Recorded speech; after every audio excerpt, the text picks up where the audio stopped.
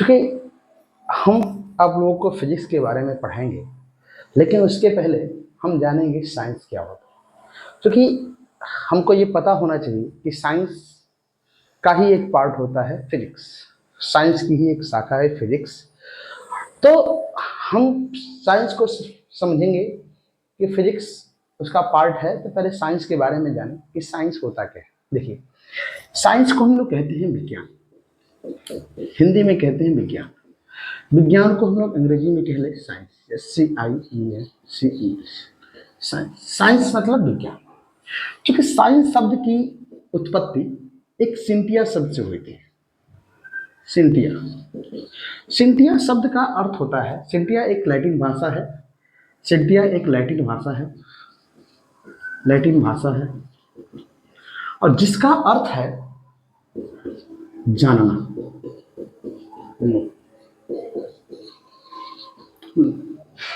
तो हम ये कह सकते हैं साइंस की परिभाषा तो कि इसी संबंधों में है कि विज्ञान, विज्ञान की बात करें तो विज्ञान की परिभाषा हम जान सकते हैं किसी वस्तु के बारे में, किसी वस्तु के बारे में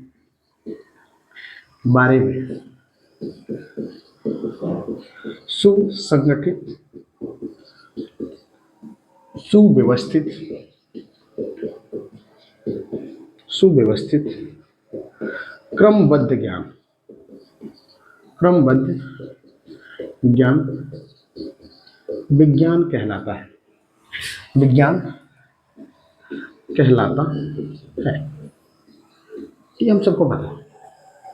क्योंकि विज्ञान के बारे में सर्वप्रथम एक साइंटिस्ट थे, लोगों का मत है कि सर्वप्रथम एक साइंटिस्ट थे जिनका नाम था गैलीलियो गैलीली। सन 1600 ईस्वी में गैलीलियो गैलीली ने, सन 1609 ईस्वी में गैलीलियो गैलीली ने एक दूरबीन का निर्माण किया, दूरबीन को उन्होंने बनाया। और दूरबीन को बनाने के बाद उन्होंने ब्रह्मांड को देखा, यूनिवर्स को देखा। यूनिवर्स को जब उन्होंने देखा तो उन्होंने पाया कि जितने भी ग्रह हैं सारे के सारे एक दूसरे का चक्कर लगा रहे हैं। ठीक, सारे के सारे ग्रह एक दूसरे का चक्कर लगा रहे हैं। तो उन्होंने ये सर्वप्रथम सौरमंडल की जो संरचना थी पृथ्वी पर उन्होंने सुटेबल रूप से व्याख्या की, बनाई और उन लोगों को समझाया कि सौरमंडल इस तरीके से वर्क करता है।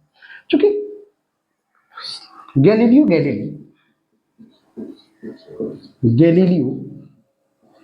गैलीली एक क्रिश्चियन थे, ईसाई थे। और ईसाई होने के कारण ये था कि ये अपने धर्म को ये बताने की कोशिश कर रहे थे कि मेरे बाइबल द्वारा जो बताया गया है वो सही है और अदर लोगों के जो भी ग्रंथ है उनमें गलत लिखा है। क्योंकि ये एक चर्च के पादरी भी हुआ करते थे, तो इनका दायित्व बनता था कि अपने धर्म के बारे में सुव्यवस्थित लोगों को बताना कि हमारा धर्म सर्वश्रेष्ठ है। इस बारे में उन्होंने अपनी व्याख्या जाहिर की। लेकिन जब इन्होंने सौर दूरबीन के द्वारा सौर मंडल को देखा तो इन्होंने पाया कि सूर्य जो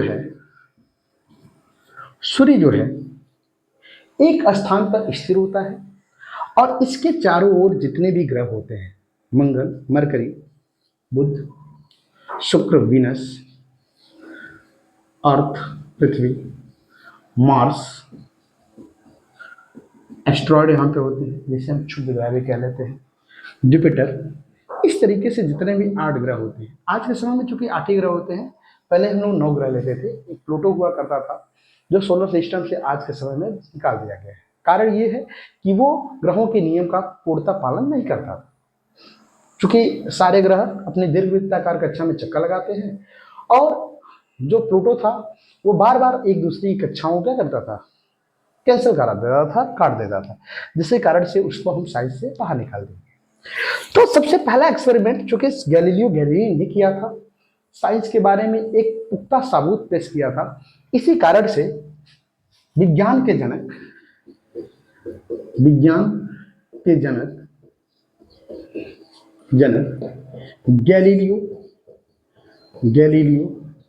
गैलीली को कहा जाता है। गैलीलियो गैलीली कहा जाता है, सॉरी यहाँ पे गलत हो रहा है, गैलीलियो गैलीली कहा जाता है, इसके जनक है। चूंकि गैलीलियो गैलीली ने पहला एक्सपेरिमेंट भी किया था और चूंकि भौतिक विज्ञान के संबंध में किया था, इसी कारण से इनको भौतिकी का जनक भी कहा जाता है, प्रायोगिक भौतिक, प्रायोगिक भौतिक का जनक, प्रायोगिक भौतिक का जनक भी कहा जाता है गैलीलियो गैलीली को।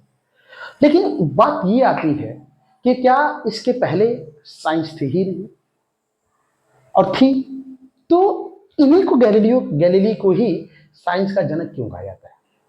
क्योंकि मैं आपको बताना चाहूंगा कि विज्ञान का उत्थान, विज्ञान का जन्म लगभग 1500 ईसा पूर्व, 1500 ईसा पूर्व में ही हो चुका है। क्योंकि 1500 ईसा पूर्व की बात करें, behind of century, behind of century, जब शताब्दी शुरू भी नहीं हुई थी उसके लगभग 1500 साल पहले इसका उत्थान हो चुका था। क्योंकि बात माने तो हिंदू धर्म के अनुसार, हिंदू धर्म के अनुसार इसे वैदिक, हिंदू धर्म का हम इतिहास की बात करें, इतिहास में इस समय को 1500 ईसा पूर्व से लेकर के 500 ईसा पूर्व तक, 500 ईसा पूर्व तक का जो समय है उसे वैदिक काल कहा जाता है, वैदिक काल कहा जाता, इसे वैदिक काल कहा जाता है। और इसी समय, इसी वैदिक काल में ऋग्वेद, ऋग्वेद, यजुर्वेद, यजुर्वेद, सामवेद और अथर्ववेद की रचना, अथर्ववेद की रचना,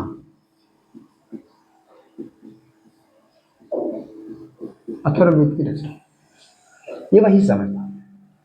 और इसी समय दो ऋषि मुनि हुआ करते थे जिनका नाम था, जिनका नाम था चरक और सुश्रुत। क्योंकि इसको इरेज करते हैं, अभी हम आगे बताएंगे आपको कि क्या है।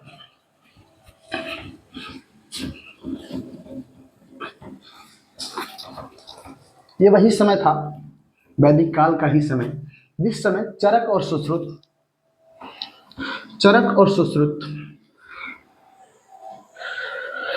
1500 ईस्वी पूर्व, ईसा पूर्व से 500 ईसा पूर्व, 500 ईसा पूर्व की बात। इसी समय दो ऋषि मुनि हुए जिनका नाम था चरक और सुश्रुत। चरक और सुश्रुत ने, दोनों ऋषियों को हम एक वैज्ञानिक भी कहें तो कम नहीं होगा, क्योंकि चरक ने अपनी एक संहिता लिखी जिसका नाम था चरक संहिता, इनका था सुश्रुत संहिता, संहिता। दोनों ने अपनी अपनी संहिता के बारे में वर्णन किया। क्योंकि चरक को हम कहें फादर ऑफ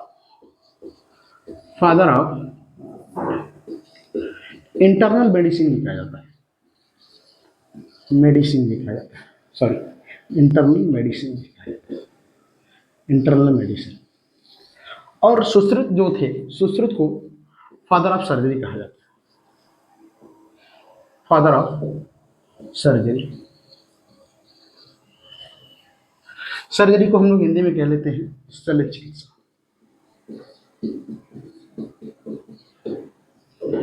चूंकि चरक और सुश्रुत ये दोनों जो ऋषि थे, ये आयुर्वेद पर आधारित चरक संहिता और सुश्रुत संहिता की व्याख्या की।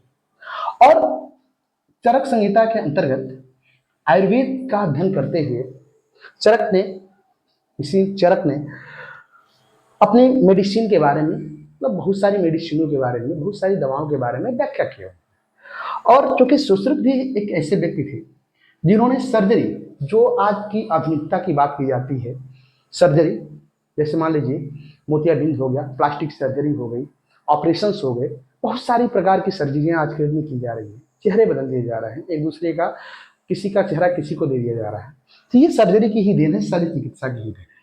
और इस शल्य चिकित्सा की बात सुश्रुत संहिता के अंतर्गत सुश्रुत ऋषि अपने संहिता में लगभग 300 शल्य चिकित्सा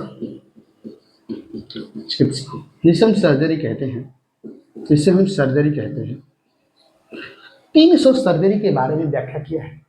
और सर्जरी इक्विपमेंट लगभग 120 औजारों की बात किया है, 120 औजार जिनके द्वारा शल्य चिकित्सा की जा सकती है। इसके बारे में लगभग 300 शल्य चिकित्सा मतलब 300 प्रकार की सर्जरी और 120 औजारों के द्वारा ये जो सर्जरी की जा सकती है उसकी व्याख्या सुश्रुत ऋषि अपने सुश्रुत संहिता में व्याख्या करते हैं। बात आती है, जैसे मान लीजिए इन सर्जरी में कुछ सर्जरियां हैं, जैसे प्लास्टिक सर्जरी हो गई,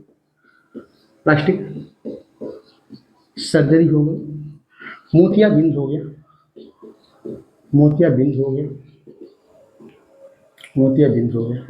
ऑपरेशन हो गया, ऑपरेशन जैसे मान लीजिए कोई भी हो गया, ऑपरेशन हो गया, क्या इसकी बात की जाती है, ठीक है, ये हो गया। तो इस ईस्वी में भी 500 ईसा पूर्व 1500 ईसा पूर्व से लेकर के 500 ईसा पूर्व तक इस समय में भी वैदिक काल के अंतर्गत साइंस का एक बहुत बड़ा तबका साइंस की व्याख्या करने में जुटा हुआ था, लेकिन इस बात को हम उससे दूर रखा गया। लेकिन आज की जो नई शिक्षा नीति है, new education policy NEP 2020 new education policy नई शिक्षा नीति 2020 के में, यदि चूंकि जो ये शिक्षा जो है UG PG जितनी भी टेक्निकल डिग्रियां हैं, जितनी भी इंटरमीडिएट के बाद डिग्री हासिल की जाती है, उन पर नई शिक्षा नीति लागू की जाती है और इसमें इन सारे ज्ञानों का, इन सारी जानकारियों का की व्याख्या की जाती है। लेकिन आज के समय में भी लगभग 5 साल बीत गए और आज भी निम्न कक्षाओं में, जो 1 से लेकर 5 की बात करें, 6 से 8, 9 से 12 की बात करें, इन कक्षाओं में आज भी ये शिक्षा नीति लागू नहीं हुई है, ठीक है।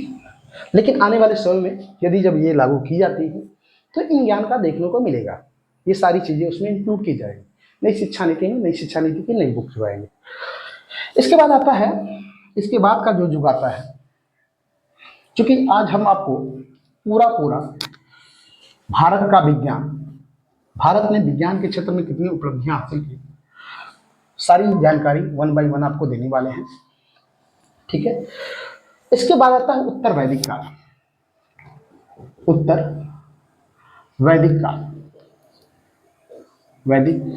काल, जिसे हम बौद्ध काल भी कह सकते हैं, बौद्ध काल।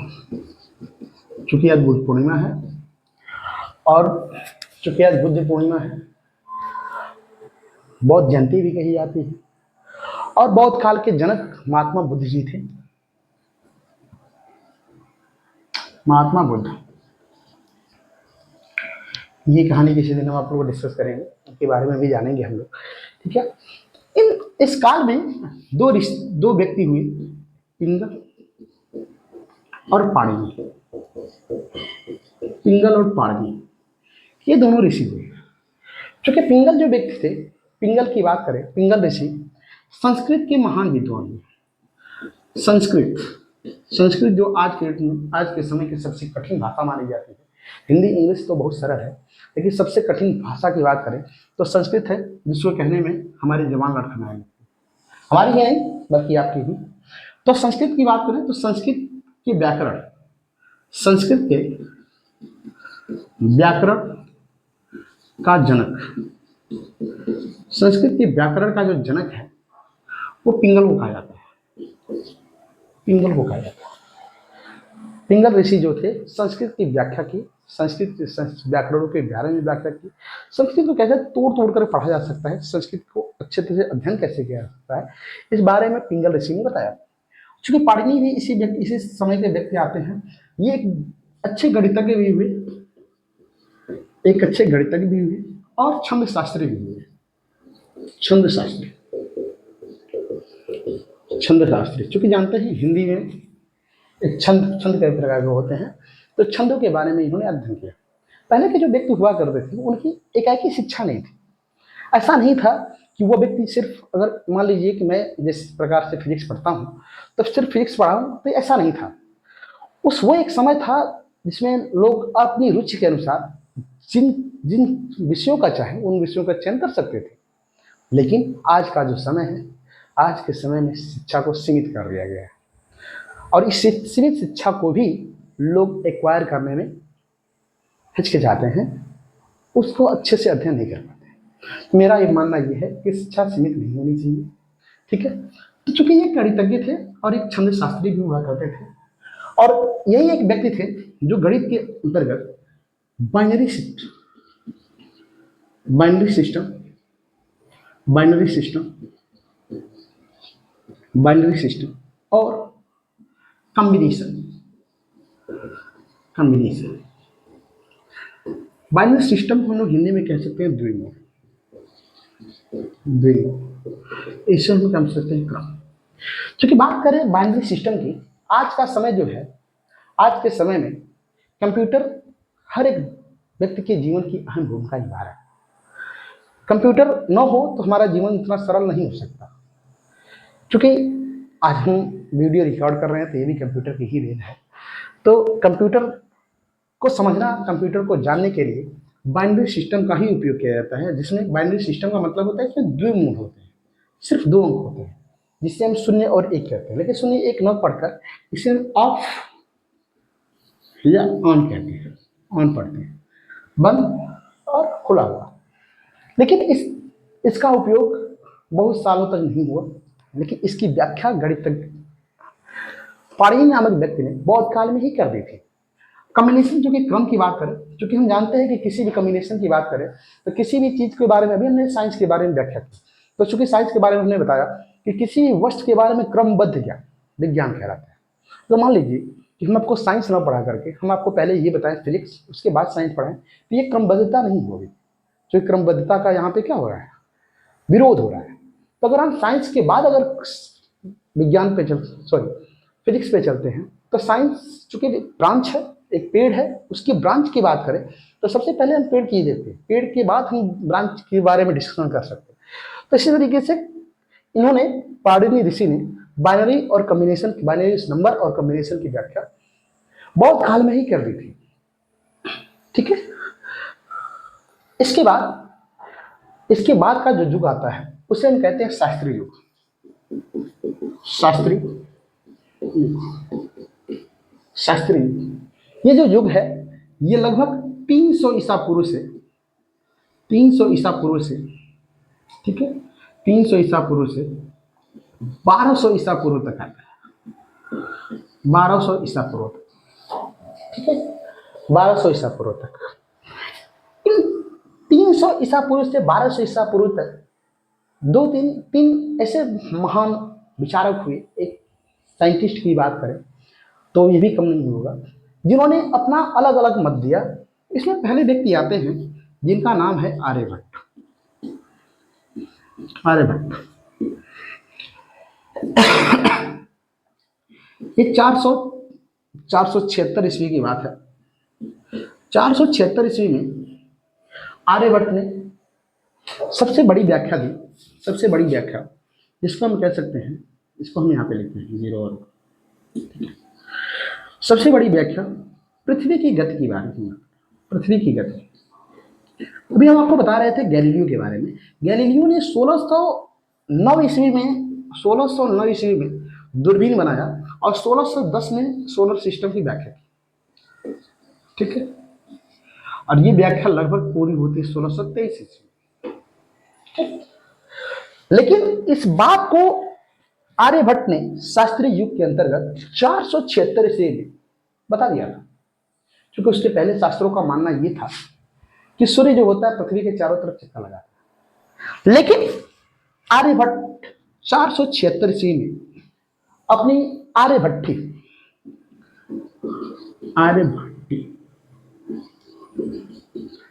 आर्यभट्टी इनकी एक पुस्तक थी। आर्यभट्टी पुस्तक में लिखते हैं कि जो है पृथ्वी जो है सूर्य के चारों तरफ चक्कर लगाते हैं।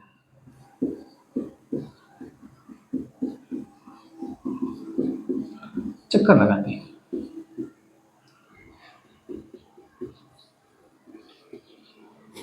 पृथ्वी जो है सूर्य के चारों तरफ क्या करती है? चक्कर लगाती है। और ये उस समय की सबसे बड़ी क्रांति थी, सबसे बड़ी क्रांति थी, सबसे बड़ी क्रांति थी। सबसे बड़ी क्रांति का मतलब होता है, देखिए क्रांति का मतलब ये होता है कि बहुत बड़ी दिनों से जो परंपरा चली जाती है, जो परंपरा चली आ रही हो, उस परंपरा को मिथ्या साबित करके एक नया अस्थायित्व तो स्थापित करना क्रांति कहलाते हैं। ठीक है, तो उसके पहले लोगों का मत ये था कि सूर्य जो है पृथ्वी के चारों तरफ चक्कर लगाता है, जिसके कारण से दिनों रात होती है। लेकिन आर्यभट्ट ने 476 ईस्वी में पृथ्वी की गति के बारे में अध्ययन किया। उन्होंने बताया कि पृथ्वी जो है गति करती है, सूर्य के चारों तरफ चक्कर लगाती है। इस बात की व्याख्या आर्यभट्ट में व्यक्त की गई है, आप चाहे तो पढ़ सकते हैं। तो ये उस समय की सबसे बड़ी क्रांति थी, लोगों को मनवाना कि भाई जो आप लोग जानते हो ये क्या है, पहले से गलत है, आज के समय में ये जानिए। लेकिन ये बहुत लंबी प्रक्रिया रही लोगों को इस बात को व्याख्या करने में, मतलब समझने में।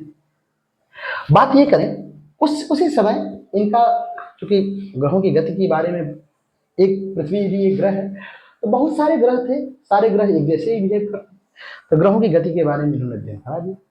लेकिन उसी समय ग्रहण की परंपरा, ग्रहण जिसे गांवटी भाषा में ग्रहण भी कहते हैं, ग्रहण के बारे में इन्होंने बताया कि जैसे पहली मान्यता ये थी कि जो ग्रहण लगता है, सूर्य ग्रहण, चंद्र ग्रहण लगता है, उसमें राहु और केतु सूर्य और चंद्रमा को काटते हैं, जिसके कारण से अंधेरा छा जाता है। लेकिन इस बात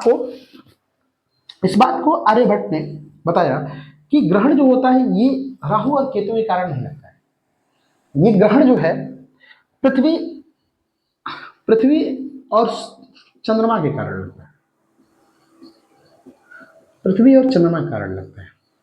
जब पृथ्वी चक्कर लगाते लगाते सूर्य और चंद्रमा के बीच में आ जाती है तो सूर्य ग्रहण लगता है, और जब चंद्रमा सूर्य और पृथ्वी के बीच में आ जाता है तो सूर्य ग्रहण लगता है। ये बात उन्होंने बताई, उसी समय की बात है। क्योंकि आर्यभट्ट एक बहुत महान व्यक्ति थे जिन्होंने पाई की व्याख्या की, पाई के बारे में बताया, पाई की व्याख्या की, और पाई के बारे में बताया कि पाई का मान 1.16 के अकॉर्डिंग होता है। क्योंकि आर्यभट्ट की बात करें, आर्यभट्ट की त्रिकोणमिति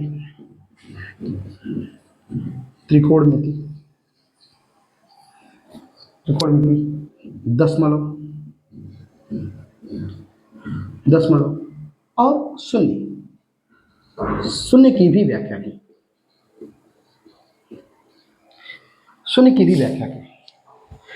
ये सारी व्याख्या आर्यभट्ट 476 ईस्वी में कर चुके। देखिए बहुत सारी बातों को हम जान नहीं पाते हैं, हमें लगता है कि ये आधुनिकता की बात है, लेकिन ये आधुनिकता की बहुत पहले की बात है, जब इन सारे ऋषियों ने अपनी भावनाओं को व्यक्त किया था, अपने ज्ञान को व्यक्त किया था। आते हैं आगे, क्योंकि इसके बाद आर्यभट्ट ने अपना मत जो है 476 ईस्वी में प्रस्तुत किया। इसके बाद एक व्यक्ति थे जिनका नाम था ब्रह्मगुप्त 598 ईस्वी में ब्रह्मगुप्त, ठीक है।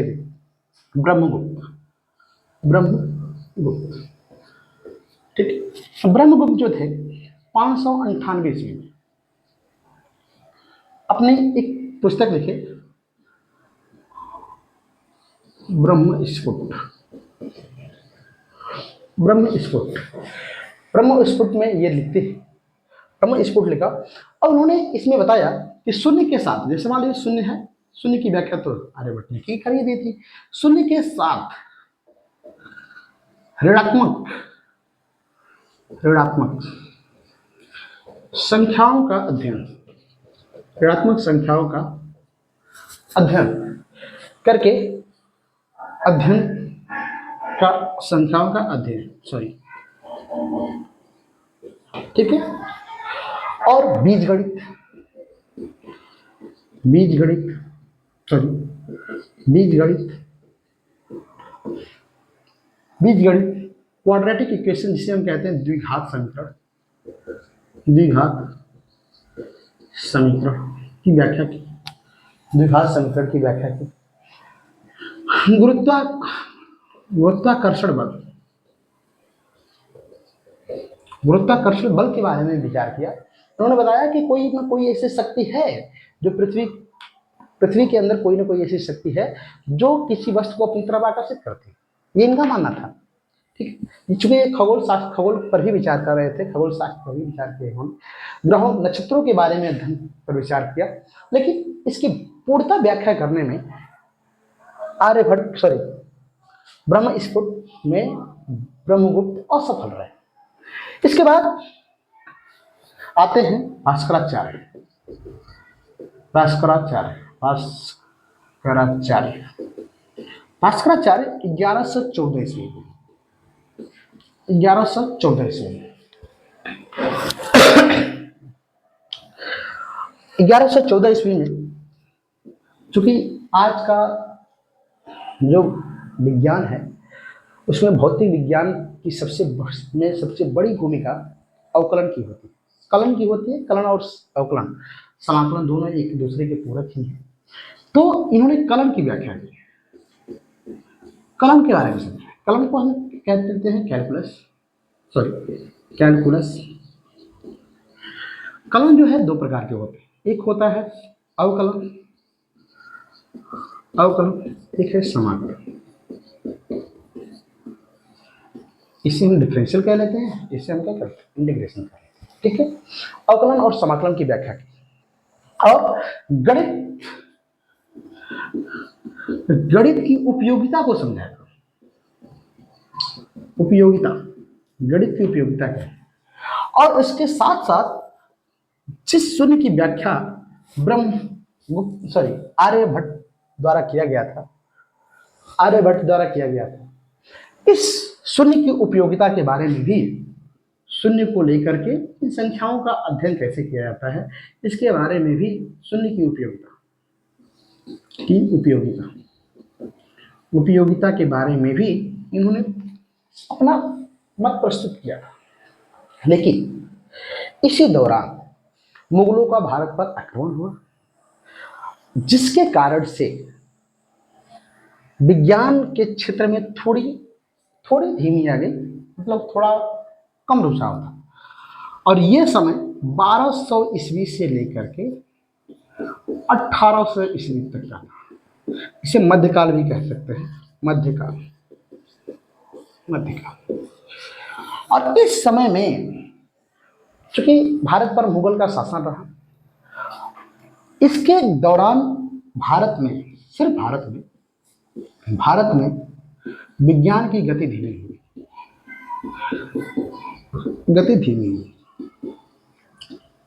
विज्ञान की गति धीमी हुई। ऐसा नहीं है कि बंद हो गया, लेकिन धीमी हुई। जैसे और कुछ क्षेत्रों में, जैसे मान लीजिए कि तर्क की बात करें, खगोल शास्त्र की बात करें, खगोल शास्त्र, आयुर्वेद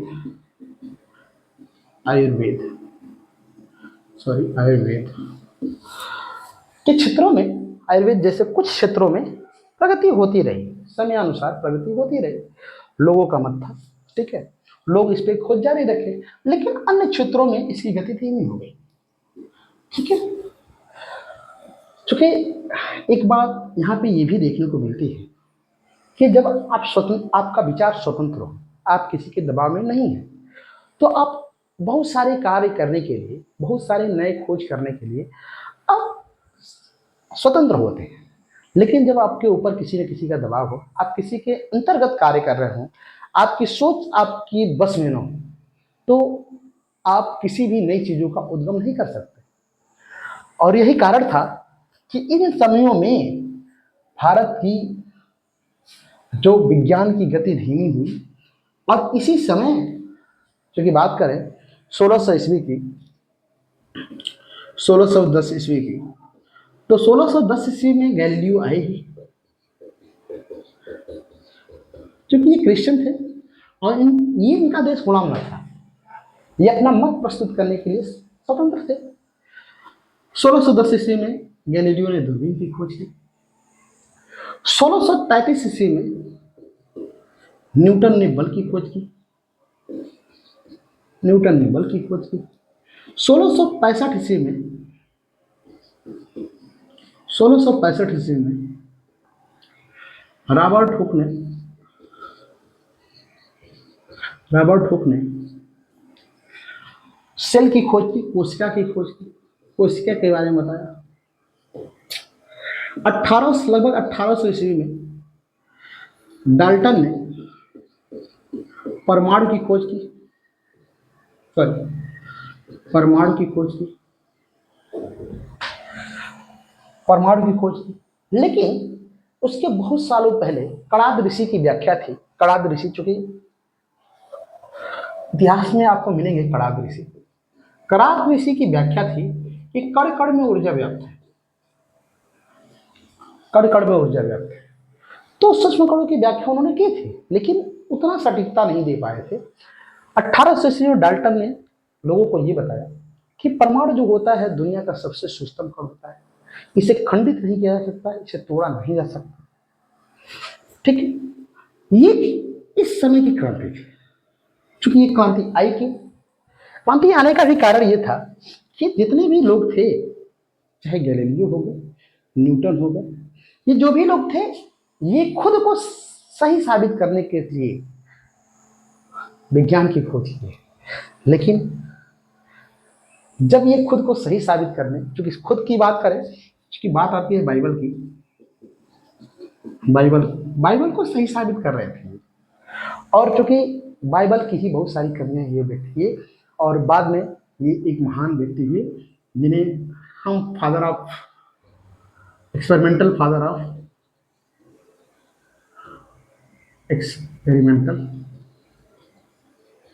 ऑफ फिजिक्स कहते हैं, और इन्हें फादर ऑफ फिजिक्स कहा जाता है।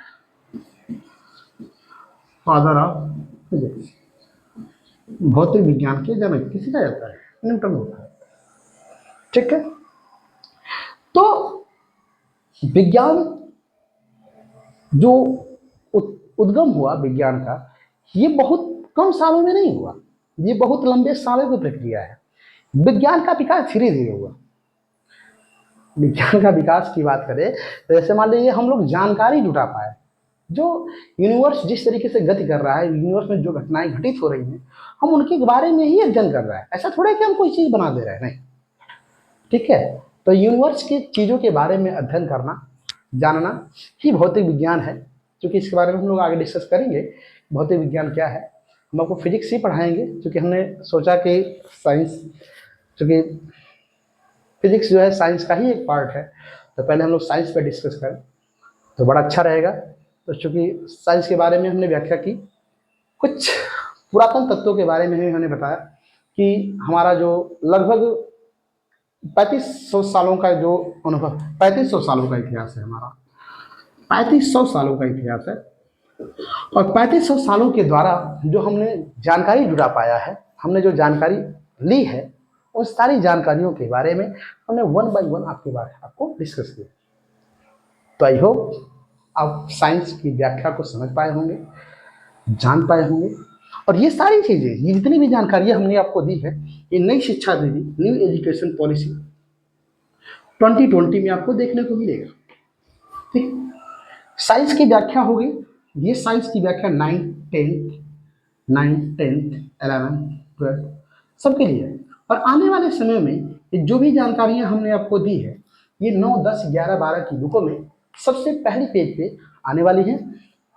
तो आई होप आपको समझ में आया होगा। अगली क्लास में हम लोग डिस्कस करेंगे फिजिक्स क्या है, फिजिक्स के बारे में डिस्कस करेंगे। उसके बाद फिजिक्स ही पढ़ेंगे, क्योंकि मैथमेटिकल कॉन्सेप्ट भी हम लोग लेके आएंगे। फिजिक्स क्योंकि मैथमेटिकल कॉन्सेप्ट पे ही डिफाइंड होता है। अच्छा सॉरी, एक चीज और, क्योंकि हम लोग ने ये समझा कि father of father of science, father of science Galileo कहा जाता है, गैलीलियो, सॉरी गैलीलियो, गैलीलियो कहा जाता है। परंतु कुछ लोगों का मानना है कि बहुत सालों पहले एक दार्शनिक हुआ करते थे जिनका नाम था अरस्तु। अरस्तु, तो अरस्तु को भी फादर ऑफ साइंस कहा जाता है। तो कहीं आपको ये देखने को मिले, कोई आपसे ये पूछे कि who is the father of science, तो आप कह सकते हो कि modern father of science is Galileo. ये मॉडर्न कह सकते हैं, मॉडर्न, इनको आप कह सकते हो ओल्ड, क्योंकि इन्हें फिलॉसफी फिलॉसफी की बात करें जिसे हम दर्शन कहते हैं, तो दर्शन शास्त्र का भी जनक कहा जाता है अरस्तु को। अरस्तु दर्शन शास्त्र का भी जनक है। और एक बात देखने को मिलती है, mother of science, mother of science ही एक ऐसी सब्जेक्ट है जिसकी माँ होती है और जिसको हम लोग कह सकते हैं बड़े ही आसान भाषा में मैथ, क्योंकि मैथ गणित, क्योंकि बिना गणित के साइंस को समझना बहुत ही दुर्लभ है। ठीक है, साइंस को समझने के लिए गणित का होना बहुत ही जरूरी है।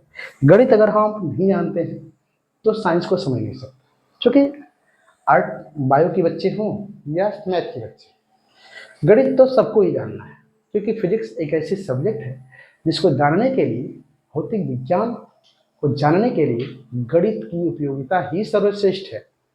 ठीक है, तो हम आपको गणित के बारे में भी बेसिक नॉलेज दे देंगे और आने वाले समय में 1 बाय 1 हम लोग फिजिक्स के लेक्चर लेते रहेंगे। तब तक के लिए बाय, थैंक्स।